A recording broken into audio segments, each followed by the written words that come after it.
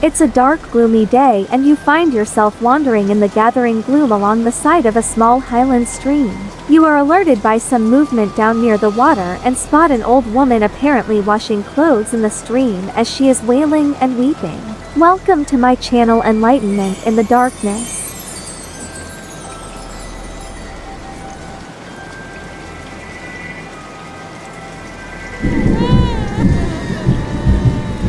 You may be tempted to wander down to the side of the stream and pass the time of day before making your way home. This would be a big mistake, for the old woman is the dreaded Bean Nighe, the washerwoman at the ford.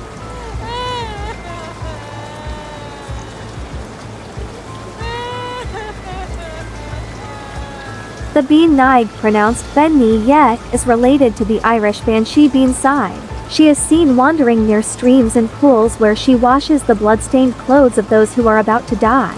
As such, she is seen as an omen of death, just like the Banshee. The legend has it that the Bean Nighe is the spirit of a woman who has died in childbirth and is cursed to carry out her role until the day her life would have normally ended.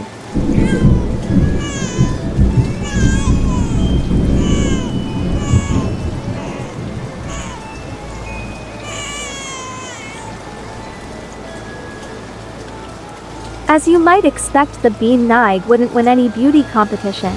She is a small and very ugly woman with a hooked nose and one large nostril. She has a large protruding tooth-webbed feet and long hanging breasts. Safe to say that it take more than a few drinks before you considered chatting her up, which is a shame really, because with the right approach it could have its rewards. When we say right approach, we don't use the term lightly.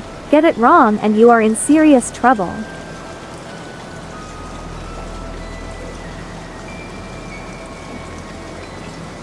Today we're looking at the Bean Nighe. This Scottish fairy is seen as an omen of death, who may also bring messages from the other world. The words Bean Nighe interestingly translate from Scottish Gaelic to washerwoman. This comes from the fact that the Bean Nighe wanders near deserted streams. She is also nicknamed the washer at the ford and is known to wash the blood from the grave clothes of those who are about to die.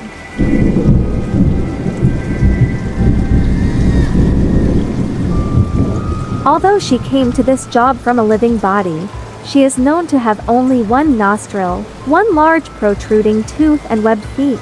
She is normally dressed in green.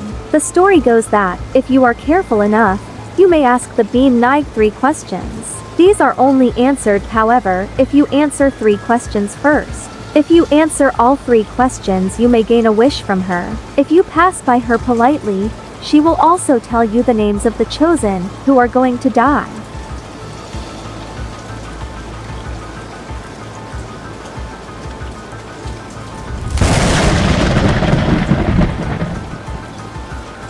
Although she came to this job from a living body, she is seen washing the blood-drenched clothing of the observer, or the burial shroud that will consequently wrap their lifeless body.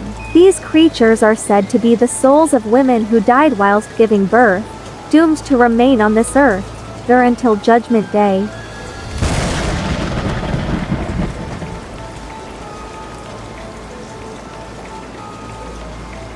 This Scottish fairy, also known as Banshee, Bean Nighe, Fairy Woman, Woman of the Hills, Bachuntis, Badshawinties, Coantich, Whalers, the Keener, the one who keens, Mean Ya Side, Sihirith, Sirith, Siorith, Syri, the White Lady of Sorrows, the Weeper, the Scree, Canig, Coantich, Fiercid, Sane Bays, Death Music, Tolith, Ghost Sounds, Bakanax, Boa.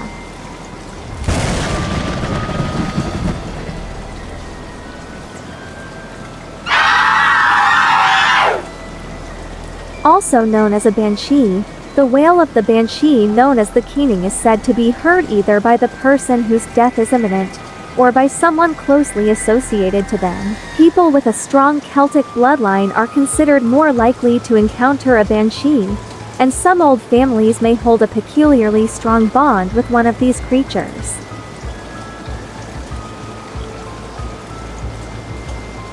The Banshee Zith is In the most general sense, simply a fairy woman. She can also be a family spirit that predicts and bewails death within a household or clan. In Mackenzie's verse, she partakes too of the nature of the fairy washerwoman, the Bean Nighe, and can be instrumental in causing the death she foresees.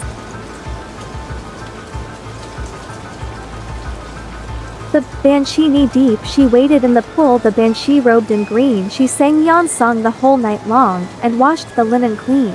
The linen that would wrap the dead she beetled on a stone, she stood with dripping hands, blood red, low singing all alone, his linen robes are pure and white, for Fergus Moore must die tonight.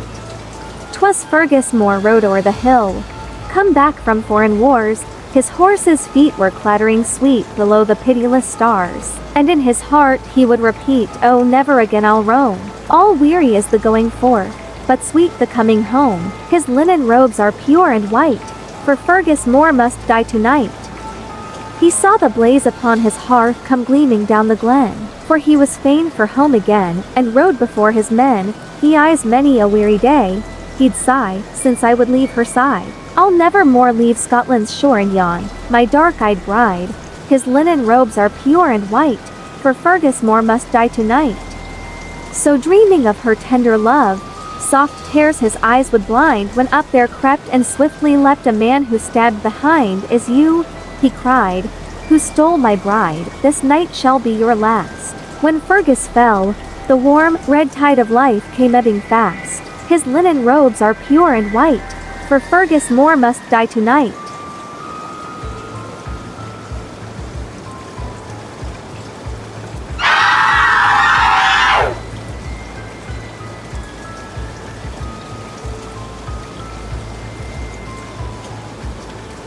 So what do you think about this cryptid being?